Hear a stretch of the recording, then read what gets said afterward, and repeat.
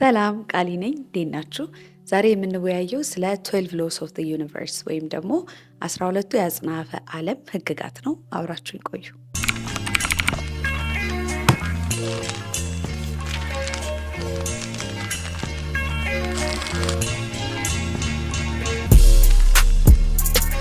ሰላም እንዴት ናችሁ? ቃል ኪዳነ ምሕረት ነኝ።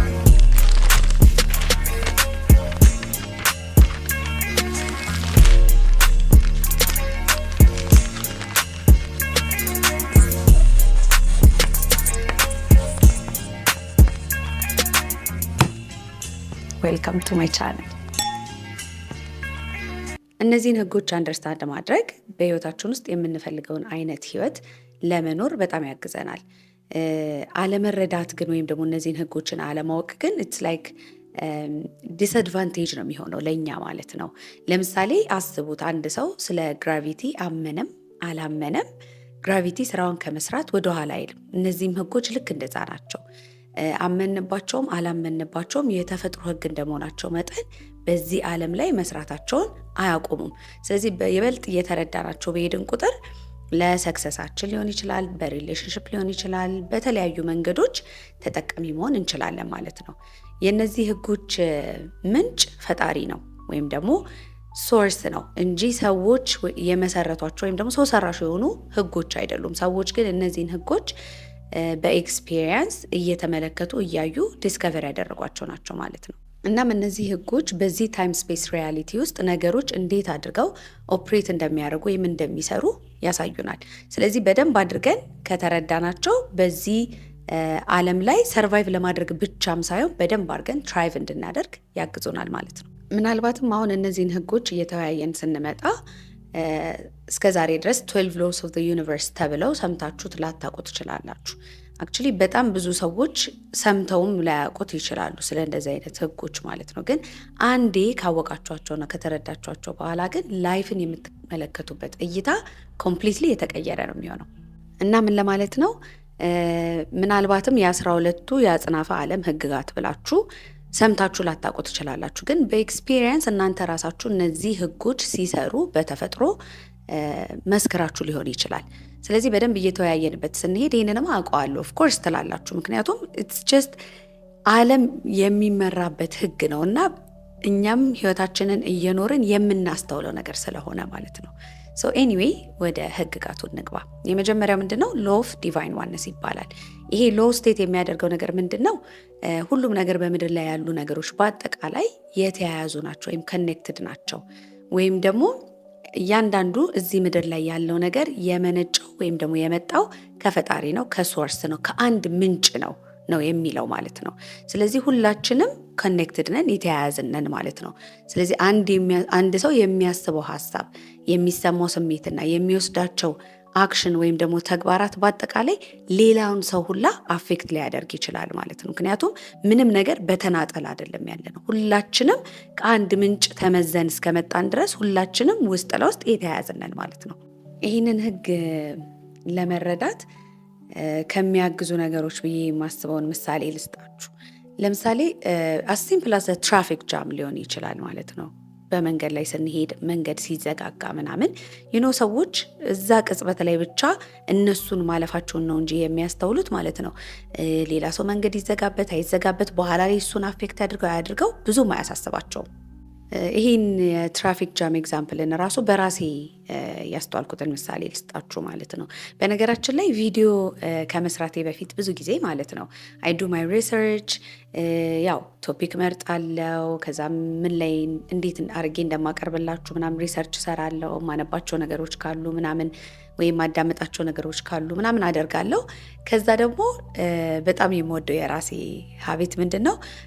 አይ አስክ ዘ ዩኒቨርስ ራሱ ጋይድ እንዲያደርገኝ፣ እንዲያስተምረኝ፣ እንዲያሳየኝ ብዬ ኢንቴንሽን ሴት አደርጋለሁ። እና ባለፈው ለምሳሌ ይህንን ስለ ሎ ኦፍ ዲቫይን ዋነስ ስለ 12 ሎስ ኦፍ ዘ ዩኒቨርስ ለመስራት ባሰብኩበት ሰዓት ውስጥ ማለት ነው ከገጠመኝና ሎ ኦፍ ዲቫይን ዋነስን ያስተዋልኩበትን አንድ ምሳሌ ስነግራችሁ ከቦሌ ወደ ሰሚት እየመጣሁኝ ሰሚት አደባባዩ ጋር ከመድረሳችሁ በፊት ከጎሮ ማለት ነው እንትን አለ መስቀለኛ ነገር አለ ካምብሪጅ ስኩል አካባቢ ማለት ነውና እኔ የምመጣው በዋናው መስመር ነው። በግራ በኩልና በቀኝ በኩል የሚመጡ መኪኖች ነበሩ። ቅድሚያ የኛ ነው። ዋናው መንገድ ላይ ስላለሁኝ እኔ ቆመው መኪኖቹ አሳልፉኝ ማለት ነው። አልፌ አደባባዩን ዞሬ ደግሞ ተመልሼ ወደ ጎሮ ማለት ነው ጓደኛዬን ድሮፕ ማድረግ ነበረብኝ። ድሮፕ አድርጊያት ተመልሼ መጣው ማለት ነው። ከዛ ምን ሆኜ የመጣው ከዛኛው ስመጣ ከግራ ታጣፊ የሆነው መኪና የነበረውን ፖዚሽን ሆንኩኝ ማለት ነው። ከዛ እዛ ጋ ሆኜ አይ ሪመምበር ላይክ ሰምታይምስ አንዳንድ ጊዜ እኛ ዋናው መንገድ ላይ ያለን ስናይ በቃ እኛንን መሄድ ያለብን እኛንን መቅደም ያለብን ብለን ልናስብ እንችላለን። ዞረን ግን ተመልሰን እዛ ቦታ ላይ ልንገኝ እንደምንችል አናስተውልም።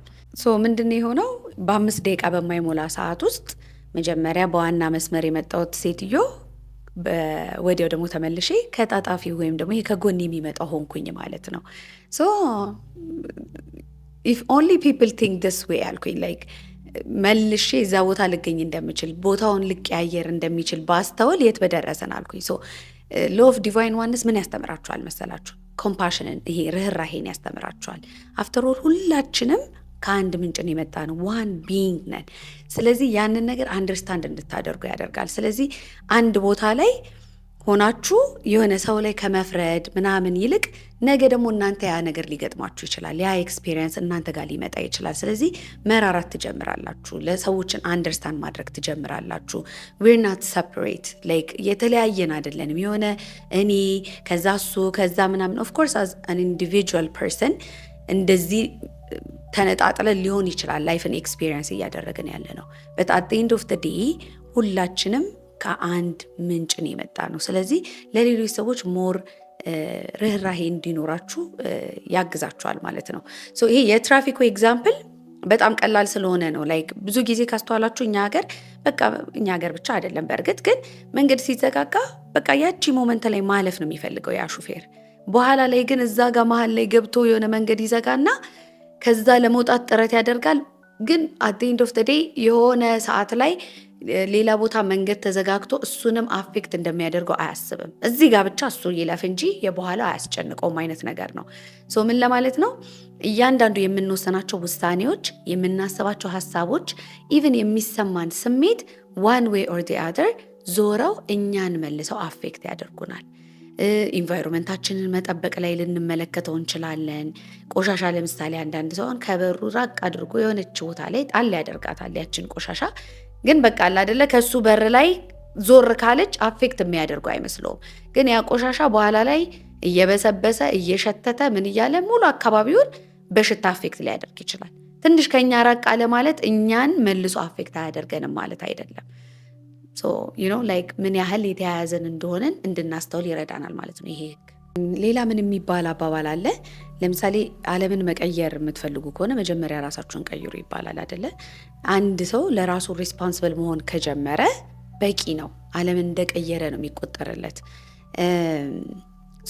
ይህንን ለምንድን ነው ሜንሽን የማደርግላችሁ? ለምሳሌ አንድ ሰው በፍርሃት ውስጥ በጭንቀት ውስጥ ሲቆይ ማለት ነው እየቆየ ኮሌክቲቭ ኮንሽስነስ የሚባል ነገር አለ። ስለዚህ እሱንም አፌክት ማድረግ ይጀምራል ማለት ነው። ስለዚህ የአንድ ሰው ወይም መልካም ነገር ማሰብ፣ የአንድ ሰው ኮሬጂየስ መሆን፣ የአንድ ሰው ፖዚቲቭ ነገሮችን ወደ ማሰብና ወደ ህይወት ማምጣት ሌሎች ሰዎችንም ከፍ ያደርጋል፣ ሌሎች ሰዎችንም ያግዛል።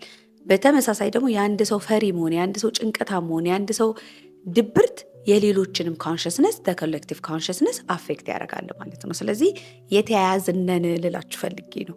ምንም በተናጠል የምንኖረው ወይም ኤክስፒሪየንስ የምናደርገው ነገር የለም። ምናልባት ወዲያውኑ ዊትነስ ላናደርገው እንችላለን፣ ግን አት ኤንድ ኦፍ ዘ ዴይ የኛ የምናስበው እያንዳንዱ ሀሳብ፣ ስሜትና የምንወስደው አክሽን በተዘዋዋሪ ሌሎችን አፌክት ያደርጋል። ሶ ሌትስ ቢ ሪስፖንሲብል ለማለት ነው። ሁለተኛው ህግ ደግሞ ሎ ኦፍ ቫይብሬሽን ነው። ይሄ ህግ ደግሞ ምንድነው ስቴት የሚያደርገው? በዚህ ዓለም ላይ የምንመለከተው ተጨባጭም ሆነ ተጨባጭ ያልሆነ ነገር በአጠቃላይ at a certain frequency ቫይብሬት ያደርጋል ወይም ደግሞ ንዝረት አለው ነው የሚለው። በትንሹ ስለ ቫይብሬሽን ፍሪኩዌንሲ እናወራ። ሶ ሁሉም ነገር በዚህ ዓለም ላይ ያለው ነገር ኤነርጂ ነው፣ ሜድ አፕ ኦፍ ኤነርጂ ራይት። ሶ ያ ኤነርጂ ደግሞ በሆነ መንገድ በአይናችንም ተመለከት ነው አልተመለከት ነው በሆነ ያህል መጠን ቫይብሬት ያደርጋል ማለት ነው። ምናልባት በአይናችን ስለማይታየን አንዳንድ ነገሮች ንዝረት ያላቸው ላይመስሉን ይችላሉ፣ ግን አላቸው። ይህንን ደግሞ የምንለካበት ፍሪኩዌንሲ ተብሎ ይጠራል። ሶ ያ ንዝረት በሆነ አማውንት ኦፍ ታይም ወይም ደግሞ በሆነ ሰርቴን ታይም ዲፍረንስ ውስጥ ማለት ነው ምን ያህል ጊዜ ተደጋግሟል ነው ፍሪኩዌንሲ ማለት። ሶ ድግግሞሹን የምንለካበት ነው ፍሪኩዌንሲ የምንለው። ቫይብሬሽን ደግሞ ያ ነገር የሚንቀሳቀስበትን ንዝረት ነው ማለት ነው። ሌላ ምንድን ነው? ብዙ ጊዜ ፍሪኩዌንሲን ስንረዳ ወይም ደግሞ ቫይብሬሽንን ስናወራ ምናምን እያንዳንዱ ነገር ቫይብሬት የሚያደርግበትን በቁጥር ማወቅ ላይ ይጠበቅብን ይችላል። ለምሳሌ ፍቅር፣ ደስታ፣ ሰላም፣ ጤና ወይ ሀዘን፣ ብስጭት የሚሉትን እያንዳንዱን ቁጥራቸውን መሸምደድ አይጠበቅብንም ቫይብሬሽናቸውን ለማወቅ ማለት ነው። ወይም ደግሞ እኛ ያለንበትን ቫይብሬሽናል ስቴት ለመረዳት በቁጥር ማወቅ ላይ ይጠበቅብን ይችላል። ነገር ግን ፍሪኩዌንሲያችንን ማወቅ የምንችልበት ቀላሉ መንገድ ምንድን ነው? ፍሪኩዌንሲ ማለት ኢትስ ዋት ዩ ፍሪኩዌንትሊ ዱ፣ በተደጋጋሚ የምናደርገው ነገር ማለት ነው። ስለዚህ አንድ ሰው በተደጋጋሚ የሚያማርር ከሆነ ዩ ካን አንደርስታንድ ሎ ቫይብሬሽናል ስቴት ውስጥ እንዳለ። አንድ ሰው ደግሞ በጣም በተደጋጋሚ የሚያመሰግን ከሆነ ሃይ ቫይብሬሽናል ስቴት ውስጥ እንዳለ መረዳት እንችላለን ማለት ነው። ሶ ሃይ ቫይብሬሽን የምንላቸው ኢሞሽኖች እንደ ሰላም፣ ደስታ፣ ፍቅር፣ ርህራሄ፣ መተሳሰብ የመሳሰሉት ነገሮች፣ አንድነት፣ እነዚህ ነገሮች ናቸው። ሎ ቫይብሬሽናል የምንላቸው ደግሞ ብስጭት፣ ተንኮል፣ ቅናት፣ ክፋት፣ ምቀኝነት የመሳሰሉት ነገሮች ሎ ቫይብሬሽናል እንላቸዋለን ማለት ነው። ሶ ይሄ ስቴት ይሄ ሎ ምንድን ነው የሚለው ማኒፌስት ማድረግ የምንፈልጋቸውን ነገሮች ወይም ደግሞ ወደ ህይወታችን እንዲመጡ ወይም ደግሞ እንዲገለጡ የምንፈልጋቸውን ነገሮች ለማግኘት ቫይብሬሽናል ማች ሆነን መገኘት መቻል አለብን ነው። ስለዚህ ደግነት ወደ ህይወታችን እንዲመጣ ከፈለግን፣ መልካምነት ወደ ህይወታችን እንዲመጣ ከፈለግን መጀመሪያ ደግነትና መልካምነትን እኛ ተላብሰን መገኘት አለብን፣ ወይም ደግሞ ያን ቫይብሬሽን እኛ ኢምባዲ ማድረግ አለብን ማለት ነው። ልክ እዛ ስቴት ውስጥ ከተገኘን ሴም ቲንግ ወደኛ መምጣት ይጀምራል ማለት ነው። እናም ሁሉም ነገር ቫይብሬት ያደርጋል ስንል በአይናችን የምናያቸው ለምሳሌ ካሜራ፣ ቲቪ፣ ስልካችን ሊሆን ይችላል ወይ ፔቶቻችን ሊሆኑ ይችላሉ ላይክ ውሻችን፣ ድመታችን፣ እንዲሁም ደግሞ ከዛ በተጨማሪ የማናያቸው ሀሳባችን፣ ስሜታችን ሁላ ቫይብሬሽን አላቸው ማለት ነው። ሶ ይሄንን በደንብ አንደርስታንድ እንድናደርግ ያግዘናል ይሄ ህግ ማለት ነው። ሶስተኛው ህግ ደግሞ ሎ ኦፍ ኮረስፖንደንስ ይባላል። ምናልባትም ከዚህ በፊት አስ አባቭ ሶ ቢሎ አስ ዊዝን ሶ ዊዛውት ሲባል ሰምታችሁ ሊሆን ይችላል። ይሄ ምንድን ነው የሚገልጸው? ውጫዊ ዓለማችን ቀጥታ የውስጣዊ ዓለማችን ነጸብራቅ መሆኑን ነው ማለት ነው። ስለዚህ የውስጣዊ ዓለማችንና የውጫዊ ዓለማችን ቀጥታ የሆነ ግንኙነት እንዳላቸው የሚገልጽ ህግ ነው ማለት ነው። ሶ በህይወታችሁ ውስጥ በውስጣችሁ የሚሰማችሁ ስሜት፣ ስለ ነገሮች ያላችሁ እምነቶች በቀጥታ ሪያሊቲያችሁ ላይ ሪፍሌክት ይደረጋሉ ማለት ነው። ይሄ የሚያሳየው ምንድን ነው? ዓለም ወይም ደግሞ እኛ ኤክስፒሪየንስ የምናደርገው እውነታ የውስጥ ዓለማችን ነጸብራቅ ናት። ስለዚህ ምንድን ነው? መስታወታችን ናት ማለት ነው። ለምሳሌ በውስጣችን ስለ ፍቅር፣ ስለ ገንዘብ ያለን እምነት ቀጥታ በውጪ ላይ ኤክስፒሪየንስ እናደርጓለን ወይም ዊትነስ እናደርጓለን ማለት ነው። እና ለምሳሌ አንሂልድ ከሆናችሁ በውስጣችሁ ለምሳሌ ሪስፔክት አይገባኝም ብላችሁ የምታስቡ ሰዎች ከሆናችሁ ወይ ሳያወደኝም ወይም እኔ ዋጋ የለኝም የምትሉ ከሆነ በውጪ በኩል ሪሌሽንሽፓችሁ ላይ የእነዚህ እምነቶችን ነጸብራቅ ዊትነስ ማድረግ ትጀምራላችሁ ማለት ነው። ምናልባትም ሰዎች ዲስሪስፔክት ያደርጓችኋል ወይም ደግሞ ምንም አይነት ዋጋ እንደሌላችሁ በሪሌሽንሽፕ ውስጥ ያሳያችኋል ማለት ነው። ሶ ይህንን ህግ አንደርስታንድ ማድረግ ምን ያግዘናል? እኛ በውጭ በኩል የማንወደውን ነገር ኤክስፒሪየንስ ስናደርግ ከውጭ ጋር መታገል ሳይሆን በውስጥ በኩል ገብተን ስለዛ ነገር ያለን እምነትና አስተሳሰብን እንድንቀይር ይረዳናል ማለት ነው። ይህንን ህግ ባጭሩ ለማስረዳት መስታወት ላይ ፊት ለፊት ቆማችሁ ብላችሁ ራሳችሁን አስቡ። መስታወቱ ላይ ሆናችሁ ጸጉራችሁ ለምሳሌ ተንጨባሯል እንበል። መስታወቱን ሄዳችሁ ጸጉራችሁን መስታወቱ ላይ ለማስተካከል ጥረት አታደርጉም። ለምን? መስታወቱ የሚያሳየው የትክክለኛውን ምስል ነጸብራቅ ስለሆነ። ስለዚህ እንደምናደርገው እውነተኛው ምስል ላይ ሄደን ወይም ትክክለኛው ቦታ ላይ ወይም ኢሜጅ ላይ ፀጉራችንን ፊክስ ስናደርግ ያንን ሚረር ያደርግልናል ማለት ነው መስታወቱ። ስለዚህ ውጫዊ ዓለም ላይ በፍቅር ወይም ደግሞ በሪሌሽንሽፕ ስትቸገሩ ወይም ደግሞ በገንዘብ ማጣት ስትጨናነቁ ስትቸገሩ ወይም ደግሞ ከሰዎች ጋር ባላችሁ ግንኙነት ውስጥ ብዙ አስቸጋሪ ነገሮችን ኤክስፒሪየንስ የምታደርጉ ከሆነ መለስ ብላችሁ ምን አይነት አስተሳሰብ ወይም አመለካከት ነው ያለኝ ስለ እንደዚህ አይነት ነገር? ምክንያቱም ዋይ አም አይ ኤክስፒሪየንሲንግ ዲስ፣ ከመሬት ተነስቶ እንደዚህ አይነት ሪያሊቲን ኤክስፒሪየንስ ልታደርጉ አትችሉም። ስለዚህ ወደ ውስጣችሁ መለስ ብላችሁ ጥያቄ እንድትጠይቁና በውስጥ ያለውን ነገር እንድትቀይሩ ያግዛችኋል ማለት ነው። አንዳንድ ጊዜ አሁን ለምሳሌ ስለ ገንዘብ ሲወራ ሰዎች በቃ ገቢያቸውን ማሳደግ ይፈልጋሉ፣ ጥሩ ገቢ ማግኘት ይፈልጋሉ ምናምን። ስለዚህ ያንን ነገር ለማድረግ የሚያደርጉት ጥረት ሁል ጊዜ በውጭ ላይ ወይ ምናልባት 2-3 ስራ መስራት ሊሆን ይችላል። በቃ በጣም ብዙ ሰዓት መስራት ሊሆን ይችላል። ብቻ መፍጋት አለ አይደለ? ጥረህ ግረህ አይነት ነገር። እንደዛ ብቻ ስላደረግን ግን የእውነት ፋይናንሻል ችግራችን ይቀረፋል ማለት አይደለም። ብዙ ሰዎች ካያችሁ በጣም ብዙ ሰዓት እየሰሩ ወይም ደግሞ በጣም ብዙ እየደከሙ ነገር ግን የሚፈልጉትን አይነት ፋይናንሻል ለውጥ ላያመጡ ይችላሉ። ያ ደግሞ ሀፕን የሚያደርገው በውስጥ ኦልሬዲ ስለ ፋይናንስ ያላቸውን አመለካከትና አስተሳሰብ ወይም እምነት ስላልቀየሩ ነው። ነገር ግን በውስጥ ያንን ነገር መቀየር ቢጀምሩ ትንሽ እንኳን ጥረት ቢያደርጉ በውጭ ዓለማቸው ላይ ለምሳሌ ስራ ሰዓት ራሱ ቢቀንሱ ማለት ነው፣ እምነታቸውን ግን ከውስጥ ካስተካከሉ ውጤታማ የመሆን ቻንሳቸው በጣም ከፍተኛ ይሆናል።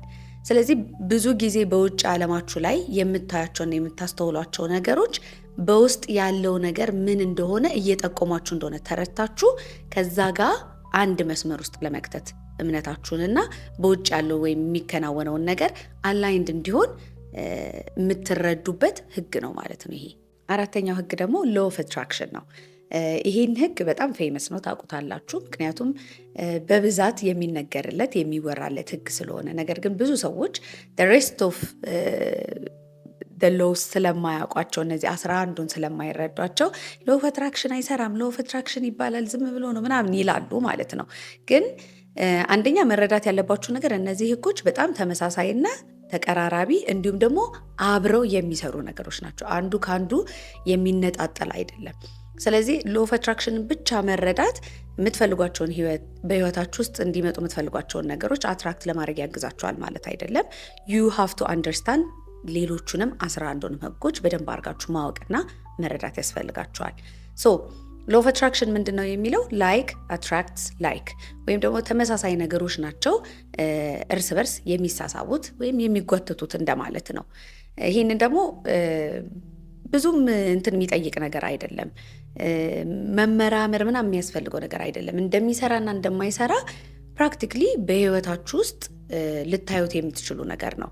ሶ አንዳንድ ጊዜ ካስተዋላችሁ ጠዋት ላይ ያለንበት ስቴት በጣም ደስተኛ ስንሆን፣ ይሄ ከፍ ያለ ኤነርጂ ላይ ካለን ቀናችን ራሱ በዛው ላይ የተቃኘ እየሆነ ይመጣል።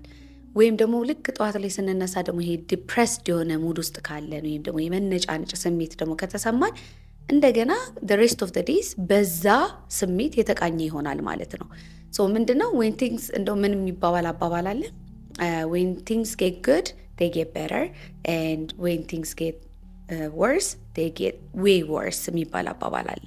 ሶ የሆነ እየተሻሻለ ይሄዳል። ጥሩ ስሜት ውስጥ ስትሆኑ፣ መጥፎ ስሜት ውስጥ ስትሆኑ ደግሞ እንደገና እሱ ነው የሚጨመርላችሁ።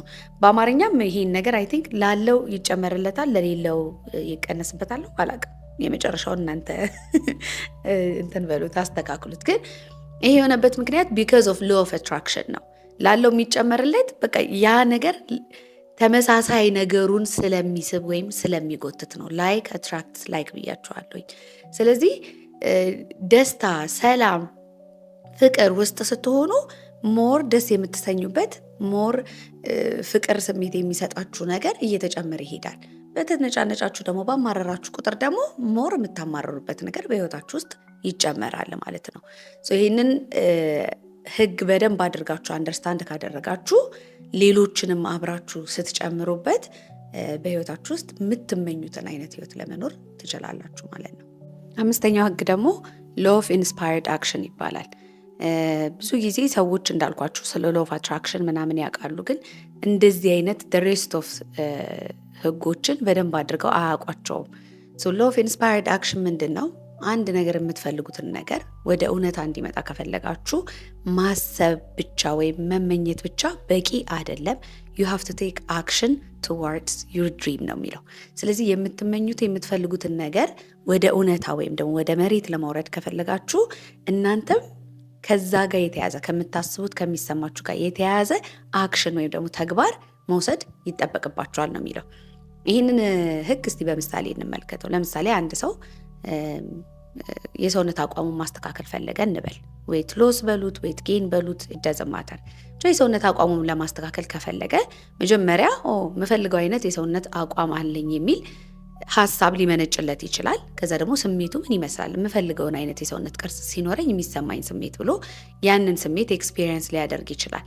ነገር ግን ስላሰበና ያንን ስሜት ስለተሰማው ብቻ የሚፈልገውን የሰውነት ቅርጽ ያገኛል ማለት አይደለም። ምክንያቱም ልክ ያንን ሰውነት ለማግኘት የሚያስፈልገውን ነገር አክሽን ከዛ ጋር የሚያያዝ አክሽን መውሰድ ስላለበት ማለት ነው። ምን ሊሆን ይችላል? ለምሳሌ ጂም መስራት ሊሆን ይችላል። ወይም ደግሞ ግዴታ ጂም መሄድ አይጠበቅበትም። ቤት ውስጥም ቢሆን ለምሳሌ ገመድ መዝለል ሊሆን ይችላል፣ መሮጥ ሊሆን ይችላል፣ ሰፈር ውስጥ ኤኒቲንግ። ይሄ አክሽን ነው ከስሜቱና ከሀሳቡ ጋር ተደምሮ የሚፈልገውን የሰውነት ቅርጽ እንዲኖር የሚረዳው እንጂ ጀስት ቢከስ ስላሰበ ስለተመኘ ያንን የሰውነት ቅርጽ ያገኛል ማለት አይደለም። ተረዳችሁ ብዬ አስባለሁ። ሌላው ደግሞ ምንድነው? ለምሳሌ ሰምዋን ዳት ዩቲዩብ ቻናል መክፈት የፈለገ ሰው ብለን እናስብ። ያስበዋል ሰክሰሱ ምን እንደሚመስል ኢምባዲ ሊያደርግ ይችላል በሰውነት ውስጥ ላይክ ቪዲዮዎቹን አፕሎድ ሲያደርግ ምናምን የመሳሰሉትን ነገሮች። እዚሁ ምሳሌ ላይ አክሽኑን ሌላ ሊሆን ይችላል ብለን ደግሞ እንመልከተው። ያንን የሚፈልገውን የሰውነት ቅርጽ ለማግኘት ሰው ግዴታ ወርክአውት ብቻ ላይሆን ይችላል፣ አመጋገቡንም ማስተካከል ሊሆን ይችላል። ዞሮ ዞሮ ግን የሚፈልገው ነገር ወደ እውነታ እንዲመጣ አክሽን መውሰድ አለበት። ቱዋርድስ ዳት ጎል አብሮ የሚሄድ ከሚያስበው ሀሳብ ከሚመኘው ነገርና ከሚሰማው ስሜት ጋር አብሮ የሚሄድ አክሽን መውሰድ አለበት ማለት ነው። ስድስተኛው ህግ ደግሞ the law of perpetual transmutation of energy ተብሎ ይገለጻል። ይሄ ህግ ምንድነው የሚለው? ኤነርጂ ሁልጊዜም እየተንቀሳቀሰ ይገኛል። ኤነርጂ አንድ ቦታ ቁጭ አይልም ማለት ነው። ኃይል ስለሆነ እንቅስቃሴ አለው። ድርቅ ብሎ ወይም ደግሞ ስታክ አድርጎ አይቀርም ማለት ነው። ምን ለማለት ነው? ለምሳሌ ዝቅ ያሉ ኤነርጂዎች ላይ ካለን ተከፍተን አዝነን ከሆነ ይሄ ኤነርጂ ወደ ከፍ ወዳለ ኤነርጂ፣ ወደ ሰላም፣ ወደ ደስታ ለመቀየር ይችላል ማለት ነው። ሁል ጊዜም ኤነርጂ እንቅስቃሴ ላይ ነው ያለው እንጂ አንድ ቦታ አንድ ሁኔታ ላይ አይቀርም ነው የሚለው ይሄ ህግ። ድሮ ፊዚክስ ላይ ስንማር ኤነርጂ can never be created nor destroyed ተብለናል። ስለዚህ አዲስ ኃይል መፍጠር አንችልም ወይም ደግሞ የተፈጠረውን ኃይል ማጥፋትም አንችልም።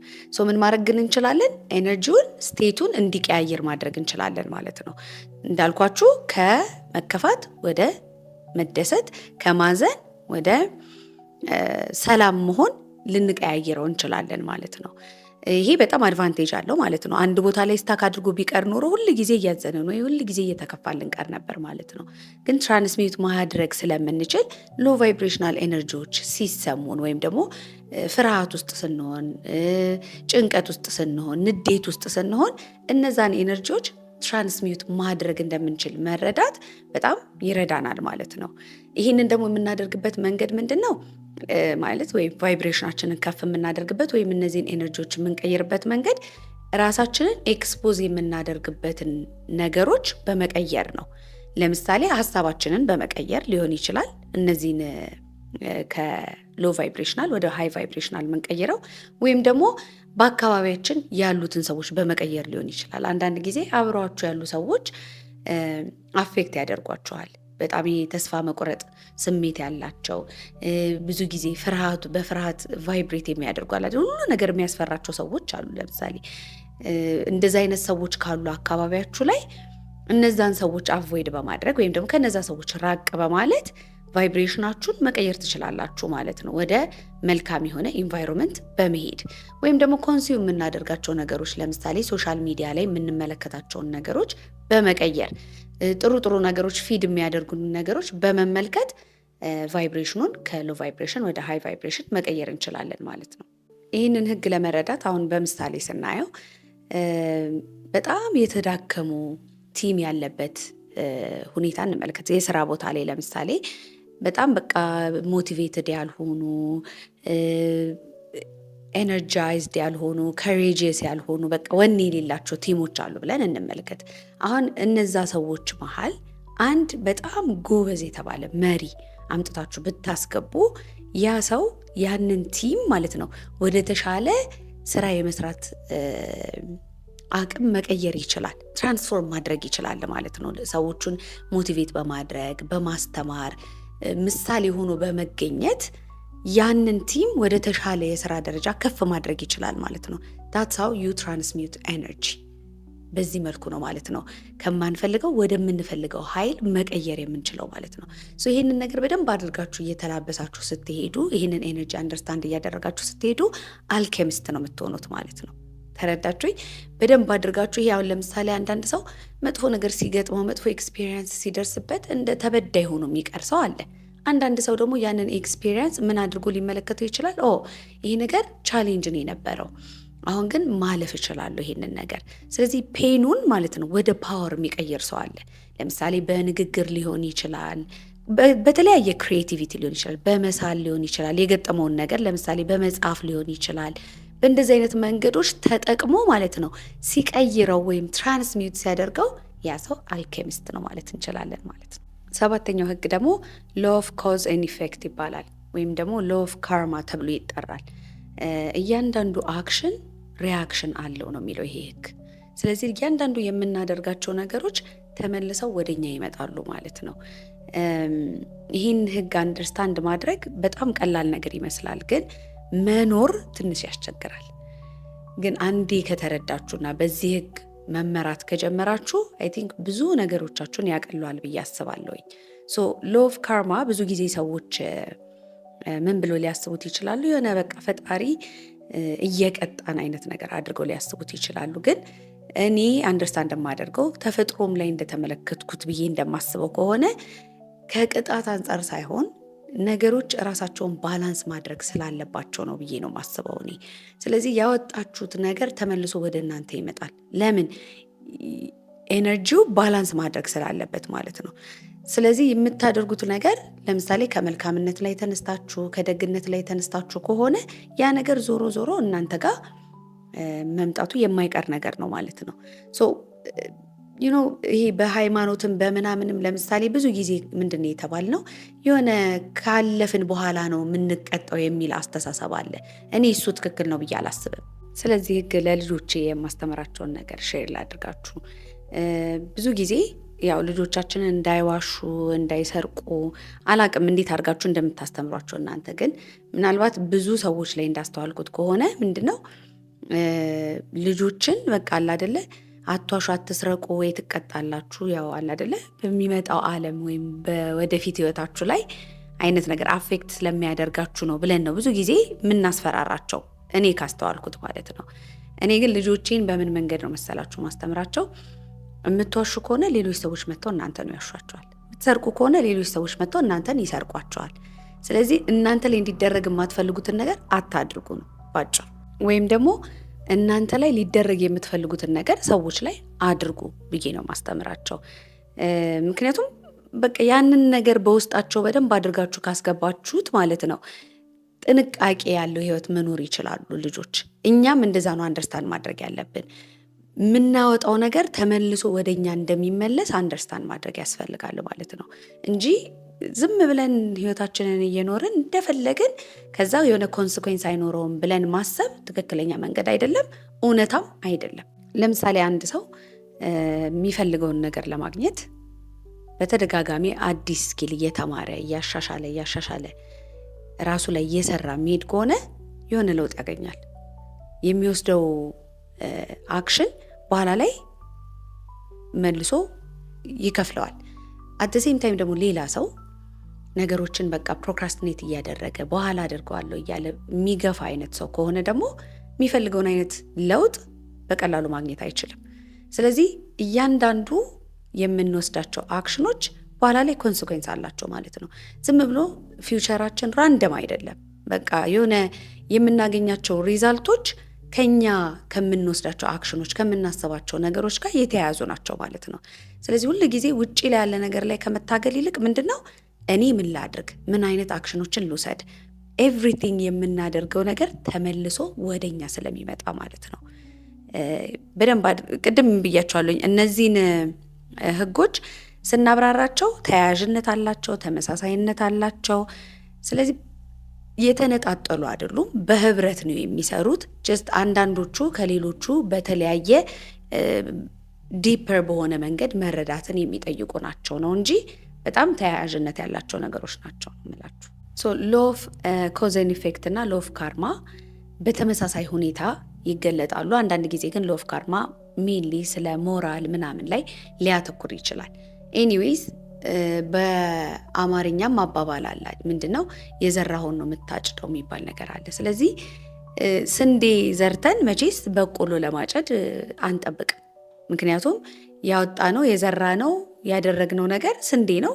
ሌላ ሪዛልት መጠበቅ አንችልም፣ በተፈጥሮ ህግ መሰረት ስለማይሰራ። ኮዝ ኤንድ ኢፌክት ሎ ኦፍ ኮዝ ኤንድ ኢፌክትም ይሄንን ነው። ያደረግነው ነገር ነው ወደኛ ተመልሶ የሚመጣው። ስለዚህ ጥረት የምናደርግ ከሆነ ህልማችንን ለማሳካት የምናነብ ከሆነ ራሳችንን የምናሻሽል ከሆነ አክሽን የምንወስድ ከሆነ ቤተር ሪዛልት እናገኛለን። በተቃራኒው ደግሞ ምንም አይነት አክሽን የማንወስድ ከሆነ ሁልጊዜም ፕሮክራስቲኔት እያደረግን ሁልጊዜም እየሰነፍን እየተዳከምን እያማረርን የምንቆይ ከሆነ እንደገና ኮንሲኩዌንሱ የሚሆነው ምንድነው? የዚህ አክሽናችን ውጤት ነው የሚሆነው ማለት ነው። ሶ ይሄ ህግ ይሄን ነው የሚያብራራው። 8ኛው ህግ ደግሞ ሎ ኦፍ ኮምፐንሴሽን ይባላል። ይሄ በጣም ደስ የሚል ህግ ነው። ምክንያቱም ምንድነው መልካምነት ሁልጊዜም ሽልማት አለው ነው የሚለው በቃ። ስለዚህ ሁልጊዜ መልካም ነገር ባደረጋችሁ ቁጥር ያ መልካምነት ተመልሶ ወደ እናንተ ይመጣል፣ ትሸለሙበታላችሁ ነው። ምናልባትም ሽልማቱ ወይም ደግሞ ሪዋርዱ መጀመሪያ አካባቢ ላይ ትንሽ ሊመስለን ይችላል፣ ግን ኢንታይም መልካምነት፣ ደግነት፣ ቅንነት፣ ለሰው ጥሩ መሆን ሁልጊዜም ቢሆን ጥሩ ክፍያ አለው ነው የሚለው። ሶ ምንድነው ኢቭን በዚህ ህግ መሰረት ማለት ነው the universe gives to those who give ይባላል። በቃ ይሄ ዓለም ይሄ አጽናፈ ዓለም እናንተ መልካም ባደረጋችሁ ቁጥር ወይም ደግሞ ጥሩ በሆናችሁ ቁጥር ሁልጊዜም ይሸልማችኋል ነው። ስለዚህ በቃ መልካም መሆን ነው የሚያበረታታው። ሶ መልካም እንሆን።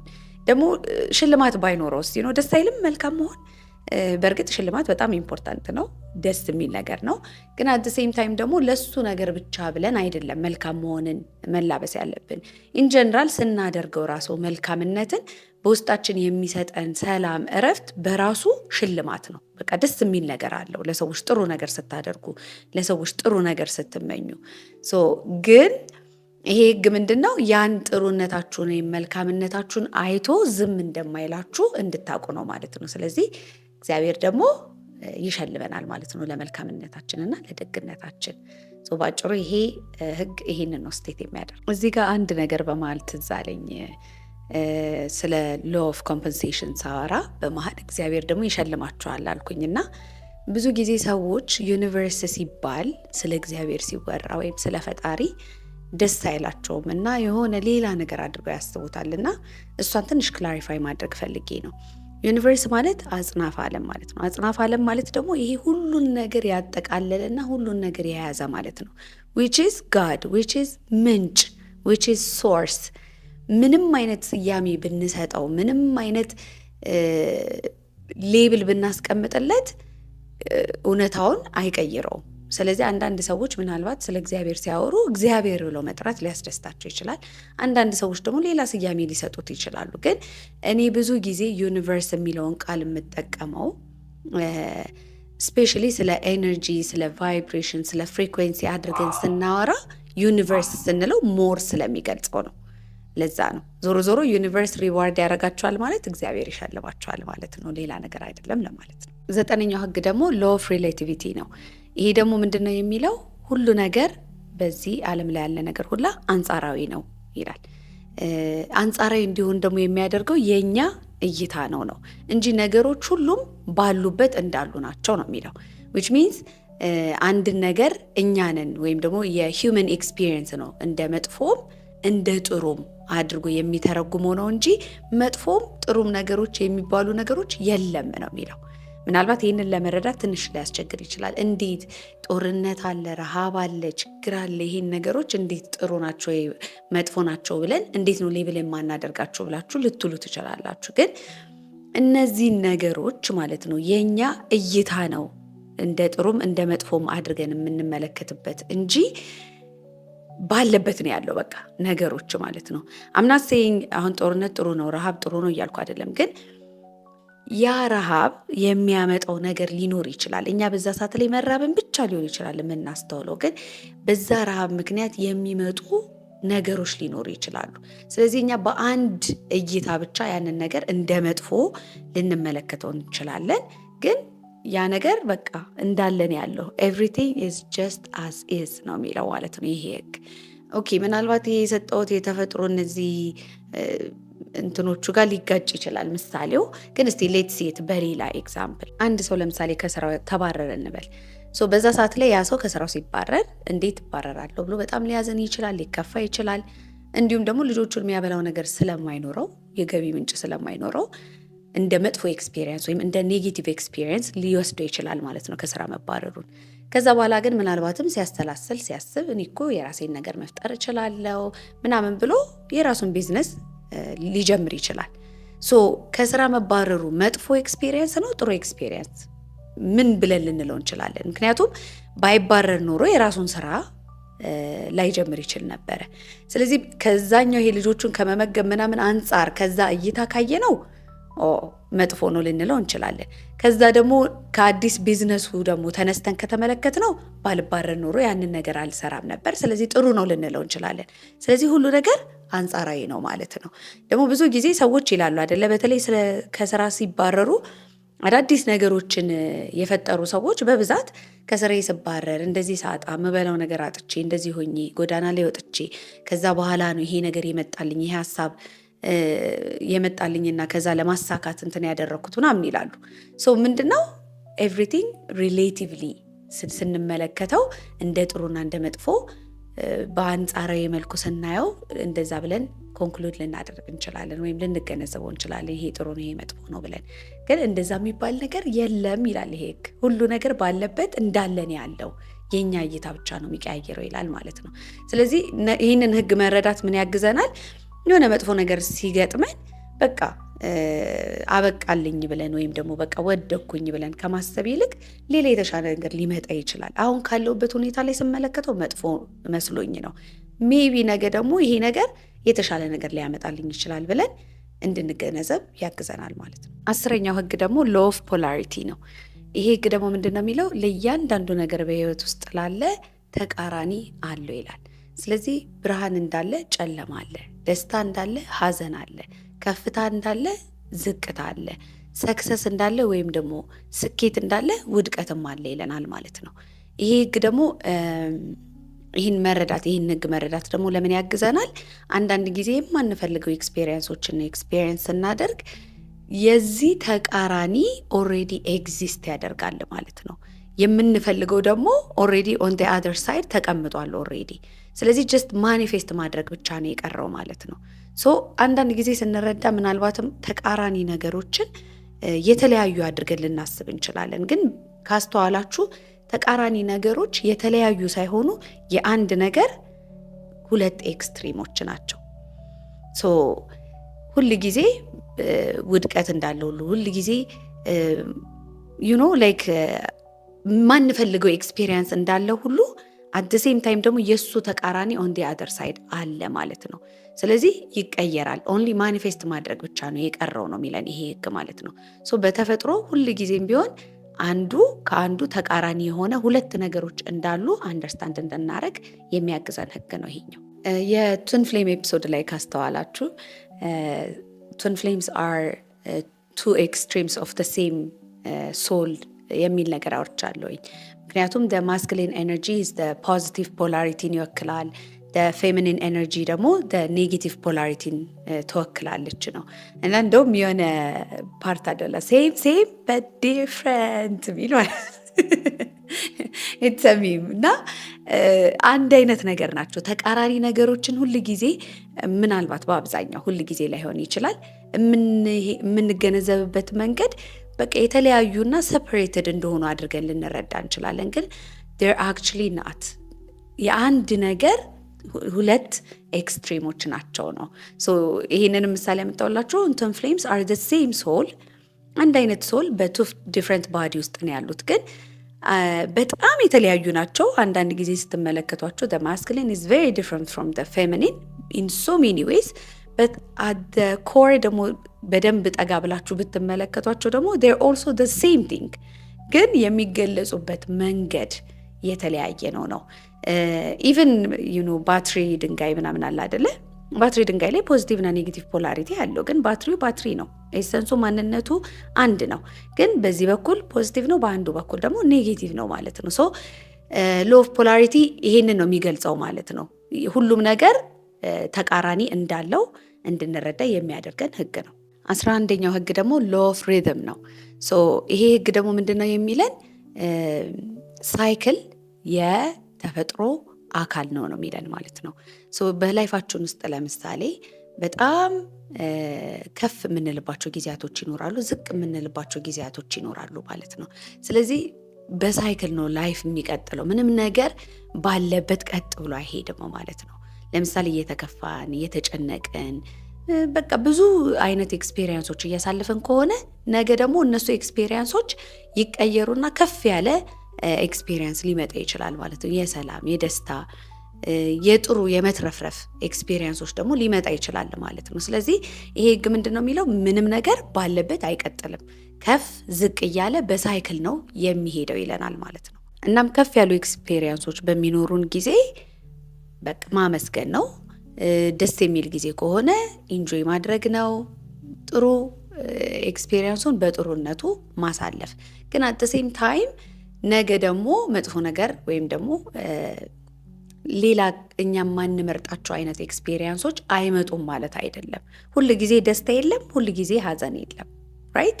ሶ በጥሩ ሰዓት ላይ ጥሩን አፕሪሼት እያደረጉ እያመሰገኑ መቀጠል፣ በመጥፎ ሰዓት ላይ ደግሞ መማር ያለብን ሌሰን ካለ ከዛ ኤክስፒሪየንስ መማር ያለብንን ነገር ተምረን ማለፍ ነው እንጂ ግዴታ ሁል ጊዜ ጥሩ ነገር ይኑር ብለን ማሰብም መጨነቅም አያስፈልገንም ማለት ነው።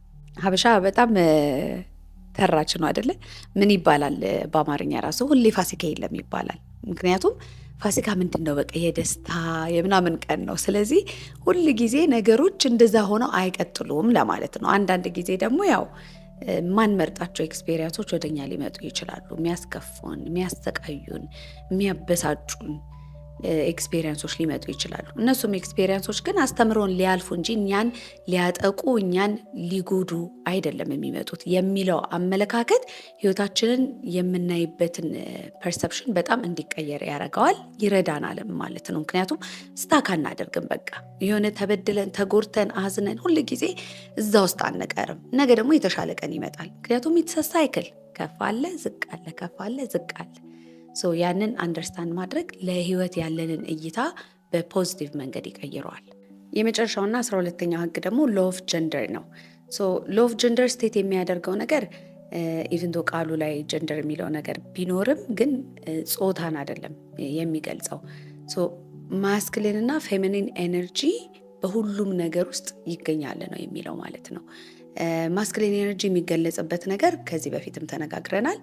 ስትራክቸር፣ ሎጂክ የመሳሰሉት ነገሮች፣ ዲስፕሊን ነው ማስክሊን ኤነርጂን የሚገልጹት ነገሮች። ፌሚኒን ኤነርጂን ደግሞ የሚገልጹት ኢንቱዊሽን፣ ስፒሪቹዋሊቲ፣ ኢሞሽን የመሳሰሉት ነገሮች ናቸው። ስለዚህ እነዚህ ሁለቱም ኤነርጂዎች በሁሉም ነገር ውስጥ ይገኛሉ ነው የሚለው ማለት ነው ይሄ ህግ። እነዚህን ነገሮች መረዳት ደግሞ እኛን ለምን ያግዘናል ነው አይደለ? ማወቃችን እኮ እነዚህን ህጎች መረዳታችን መጨረሻ ላይ እንዴት አድርገን ወደ ህይወታችን አምጥተን እነዚህን ነገሮች ተጠቅመን የምንፈልገውን ነገር ማግኘት የምንችለው የሚለውን ነገር እንድንረዳ ነው። ሶ በራሳችን ውስጥ ማስክሊንና ፌሚኒን ኤነርጂን ባላንስ ማድረግ ሙሉ ሰው እንድንሆን ያግዘናል። ከዛ በተጨማሪም ደግሞ በስራ ላይ ለምሳሌ አንድ ፕሮጀክት ቢኖረን ያ ፕሮጀክት ዲሲፕሊን ያስፈልገዋል፣ ስትራክቸር ያስፈልገዋል አይደለ? በት አት ዘ ሴም ታይም ደግሞ ክሪኤቲቪቲ እና ቪዥንም ይጠይቃል ማለት ነው። ሶ በዛ ፕሮጀክት ላይ በቃ ክሬቲቭ መሆን ነገሮችን ቪዥዋላይዝ ማድረግ እና ቪዥን ማስቀመጥ ምናምን እንዳለ ሆኖ ከዛ ደግሞ አክሽን መውሰድ ያስፈልጋል ማለት ነው። ሶ ኢቭን በፕሮጀክት ውስጥ ራሱ ማስክሊንና ፌሚኒን ኤነርጂዎችን አንደርስታንድ ማድረግ እንችላለን ማለት ነው።